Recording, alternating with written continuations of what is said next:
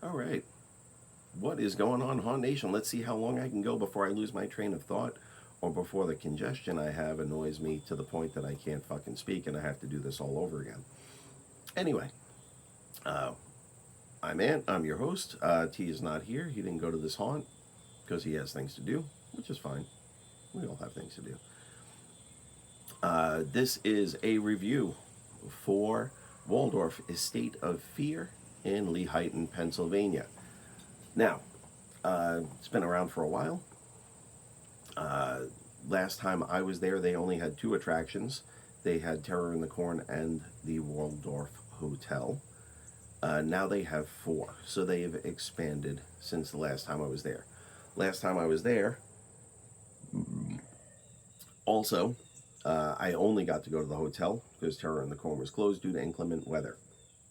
Now let's start from the beginning, shall we? Parking. There is an abundant amount of parking. There's ample parking. There's a ton of parking, and parking is free on their property, which is a great thing. After you park, you walk up to the gates. Through the gates, you'll see a ticket booth. You'll see an ATM machine off to the side. I'm fairly certain that they are cash only for their tickets. However, you can buy the tickets online, which is what I did. I just went to the ticket booth first um, and asked to make sure that all the attractions were open because, like I said last time I came, Terror in the Corn was closed. Now, I asked if they were all open because it was drizzling a little bit, and the weather forecast said maybe rain at 9 o'clock. It was 7 o'clock when I got there. So, I just wanted to make sure before I spent my money and was told I had to come back another night because I'm probably not coming back another night and I'd be really pissed off. Uh, that that said, what the fuck? The attractions. So you don't have to buy a package of all four attractions. They sell several different variations. I believe they sell them all separately. If you wanted to do that, which will cost you a lot more money than buying four together, or if you only want to do one or two things, like say you only want to do the hotel, you can just buy the hotel. I think the hotel by itself was like $20.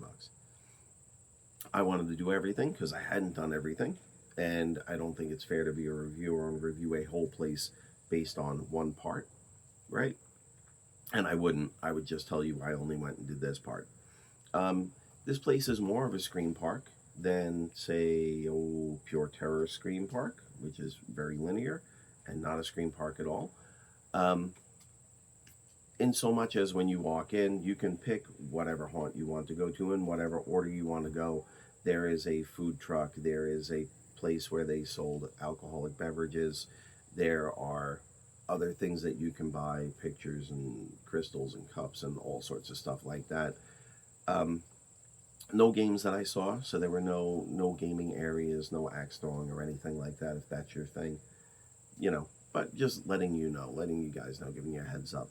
So, uh, went up, got my tickets. You still have to go to the ticket booth, even if you have a scannable ticket on your phone, so that they can scan it and they do give you a physical ticket, which we like, right?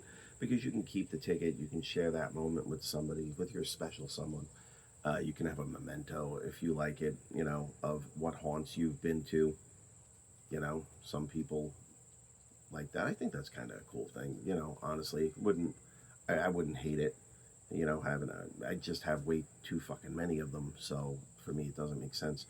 But I could see getting a shot glass from each different haunt if every haunt sold a shot glass or something like that. Again, little cool mementos of where you've been and what you've seen and what you've done. Right? But I digress. You guys aren't here for that bullshit. You're here for the review. So, as I said, 3 out of the 4 are open air. The hotel is enclosed, so the hotel should be open at all times. Other problem, and that's where my train of fucking thought got derailed, is that they are only open Fridays and Saturdays. So their haunt season started last night, which was a Saturday. We are in the end of September now. So they started on the Saturday at the end of September. So for me, coming back, which is why I was saying, I wasn't coming back. Is not going to be possible because on on another, I only have a few Saturdays that I can go due to work, and I'm not going to spend one of my Saturdays going back to a place I've been to do the haunts that I missed because they closed them down. So that's it. Um, Three are open air, one is enclosed, one is all inside. This place is a bit different than probably what you're used to. I don't know if any of you have been out to 13th Hour Indie, um, but this is a more theatrical experience. So you're basically walking into an area and either watching a scene play out in front of you, or you are participating in some measure, either in the scene or in the haunt as a whole. But you're being addressed directly by the actors. Uh, I don't recall seeing any animatronics. I don't recall seeing any standees. There aren't any jump scares, and I honestly don't think there's anything personally that I would find scary. I saw several small children there. None of them seemed very scared. Some of them seemed tired, but we'll get to that. Um, so yeah, it's just a bit different. So when you go there, just go there knowing that. I think it would have, or it would do them better to turn at least a couple of their parts into just standard type haunts and leave one or two as theatrical experiences, but it's not my place to tell them what to do with their property. Uh, I started out with Terror in the Corn because that's the one that I missed last time. The other ones didn't exist. Then I went to Infection, I went to the Slaughterhouse, and last but not least, certainly not least, I went to the Waldorf Hotel. Um, Trying not to ruin anything for you, let's just say the Terror in the Corn is based on lots of movie monster movies, and movie monsters. So you're going to meet everyone, or you're going to see a scene with everyone you expect, and maybe a couple that you don't expect. You'll see Freddy, you'll see Jason, you'll see Michael Myers, right? Those are the top three that I can tell you that I'm not going to spoil anything by saying, hey, they have movie monsters and you're going to see those. You're going to walk through, you're going to see a scene with each one of these movie monsters, and you're going to move along. So, not multiple scenes with any of them, one scene each, and you're going to move through. Infection is a bit more interactive. It's a post apocalyptic zombie thing. You're going to be walking through, and people are going to give you little tasks to do. Bring this to this person, take that to that person. So, it's interactive. It's nothing that you have to really think about, like pick up a can of food and bring it to so and so. You're going to pick up a can of food when you see it and bring it to the person that's going to ask you for it. But it is kind of fun. It's interactive. It makes you kind of feel like you're in a monster movie, I guess, kind of thing. Off to the Slaughterhouse. Same thing, serial killer. You're going to go. You have to go through the slaughterhouse, and you're being pursued through the slaughterhouse. Off to the Waldorf Hotel, same kind of thing. You're going to go through in each different area. The hotel has some kind of interactive element where the actors are talking to you and interacting with you or your group. Now, they are putting people through in groups of, I saw them put a group of 13 through. The first one I went through Terror in the Corn, but they said their group was 13 and they allowed it. I guess if that's how you want to go through. Other than that, we were seeing groups of anywhere from, 5 to 8 normally. Again, you guys know how I feel about big groups. I think that you can miss stuff. However, if you're, you know what, there was at least one animatronic that I did see. So I'm lying. I did see an animatronic in the Terror in the Corn. I did see one. So I don't want to lie. And I did miss it because I was at the end of the group. I saw it, and then I saw it, stop and go away. And that's the problem with big groups, right? Because when you have big groups going through, the people at the front are going to see stuff. The people at the back are probably not going to see stuff unless they have an actor there to jump scare the people coming through at the end. That is the problem with larger groups.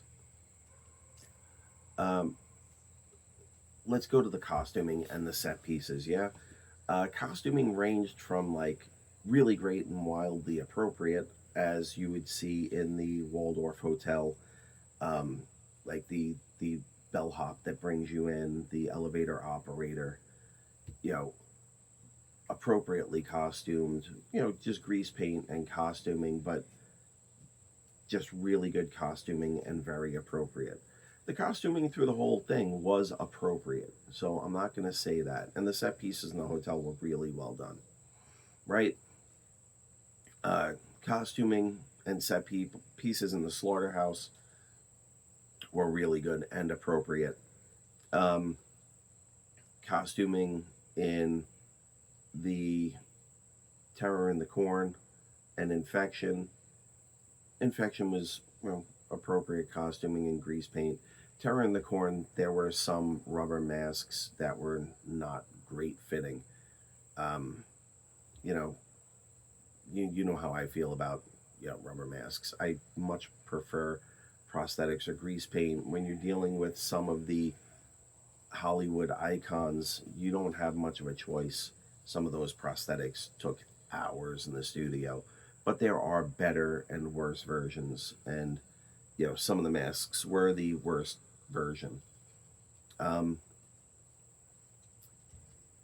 and the set pieces as well. Set pieces for Terror in the Corn and in Infection were all right, but we're not talking movie quality sets for most of them. They were okay. They were appropriate for what they were supposed to be and what you were supposed to be seeing, but they weren't great.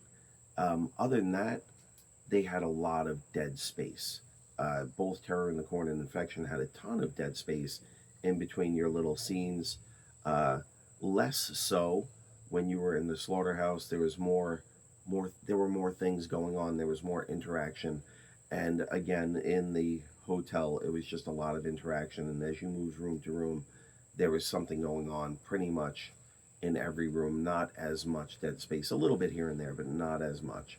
I definitely think some of the dead space could be better used with maybe some animatronics, or if you had blind corners, standees, but some of them it's just not a blind corner. I just see that I have to follow a trail of shopping carts this way and go around them to come back around the other way. It's just dead space. It makes it longer, but it's kind of pointless. So, not the best. I will tell you that when I went, it was their opening night of the season. This is going much better than the last like 3 that I did, honestly.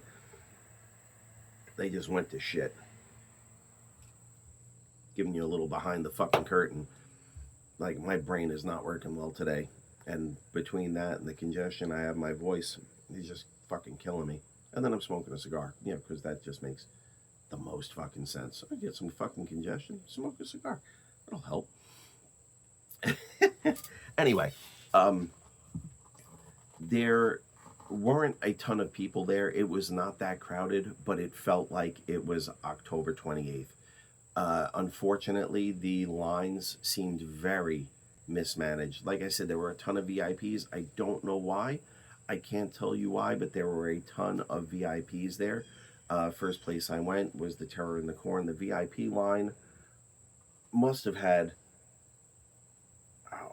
50 people on it, and there was nobody in the general admission line. So I went right up to the front of the general admission line. However, the line management was also really bad, and the most apparent place for that was at the Brimville Slaughterhouse,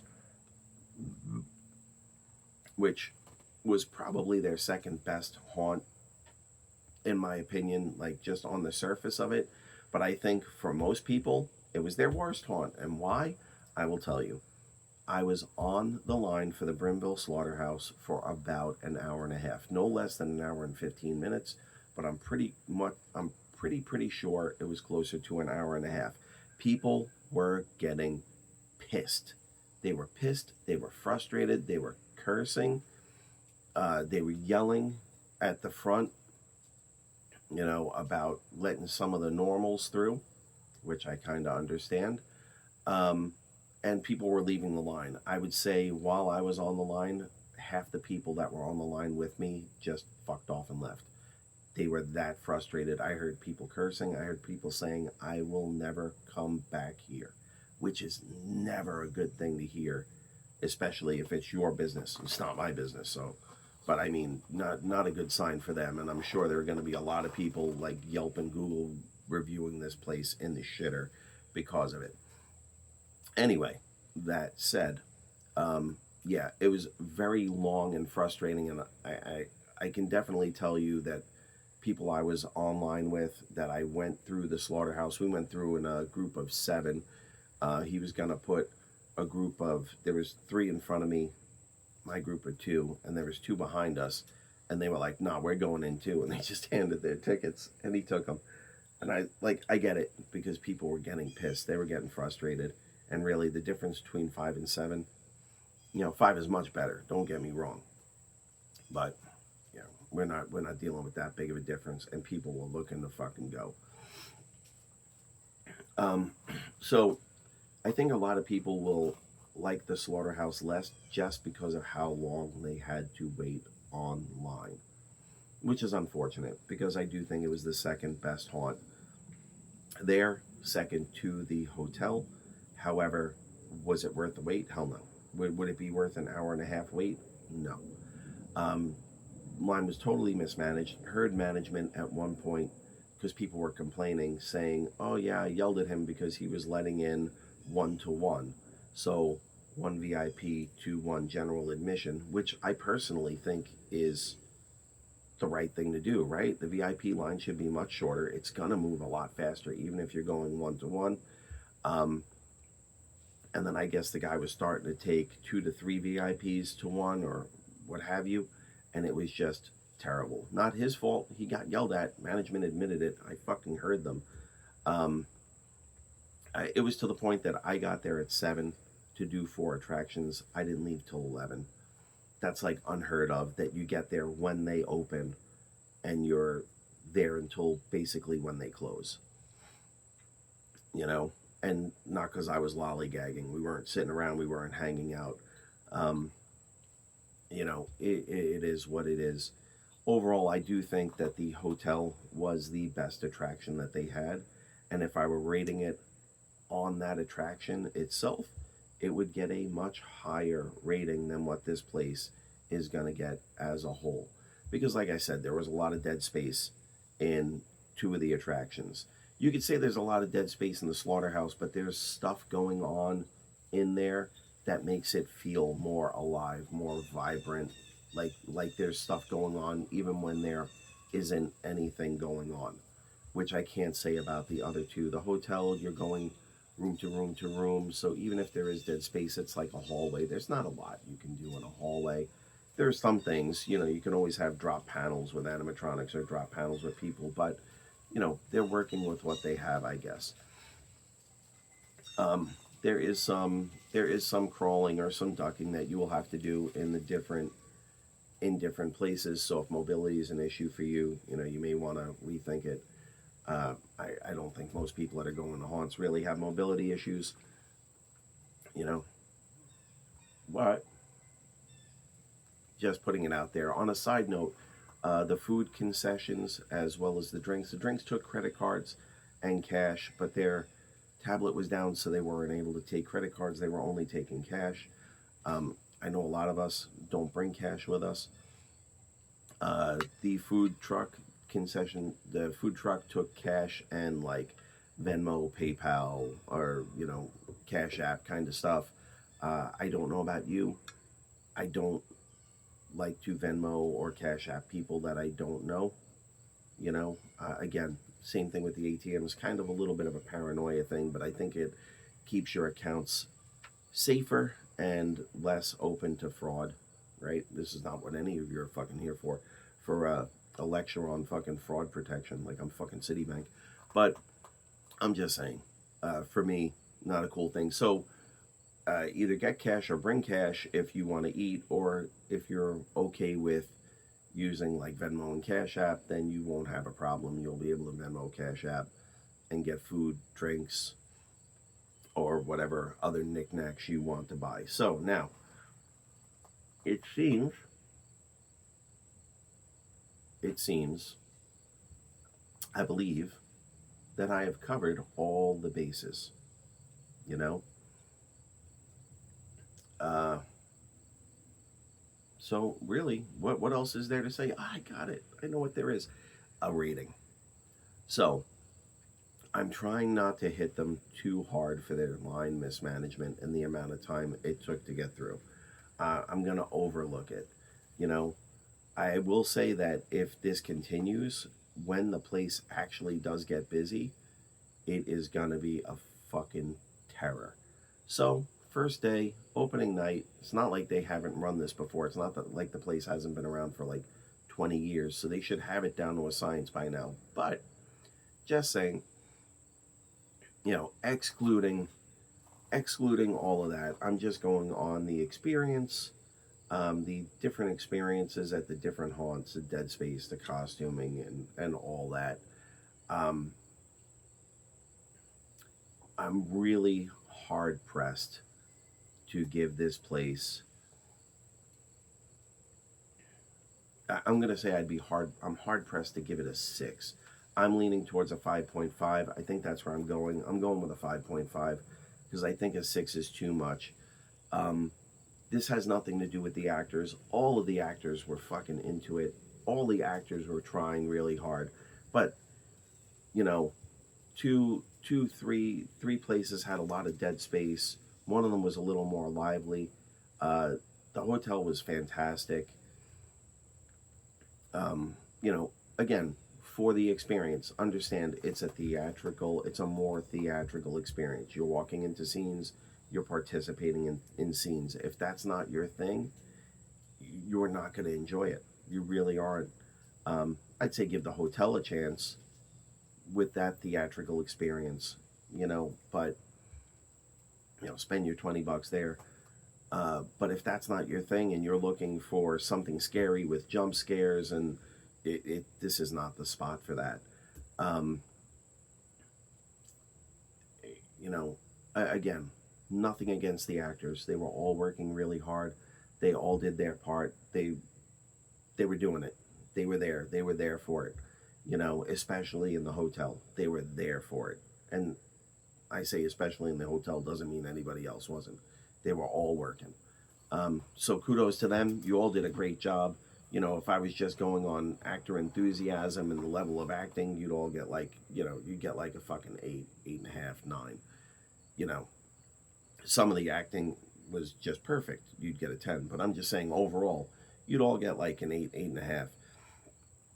But that's not what this is about, right? This is about the haunt experience. Line mismanagement, if I was really like as pissed as some of the other people were about it, the review would be in the shitter. Like literally in the shitter. But I'm trying to exclude that and I'm just going on the haunt itself and the different stuff. I'm going to have to give it, like I said, a 5.5, a 6 at best. And that would be just because the hotel is nice. If you go, do you just go to the hotel? I mean, you can. You can buy that ticket separately and just do that part of the experience. But I mean, most people are looking to spend an evening at a theme park, a haunt park, or whatever, not just 20 minutes through a haunt and waiting online. You know. So that said, this is my review for the Waldorf Estate of Fear in Lehighton, Pennsylvania. They are getting a 5.5 from me, from us, from the Haunt Nation universe that loves haunts, but didn't love this one as much. And yeah, don't be surprised if you see lower ratings than that online because people were fucking pissed. This is the 2025 season. I'm Ant. That's our review. See you next time.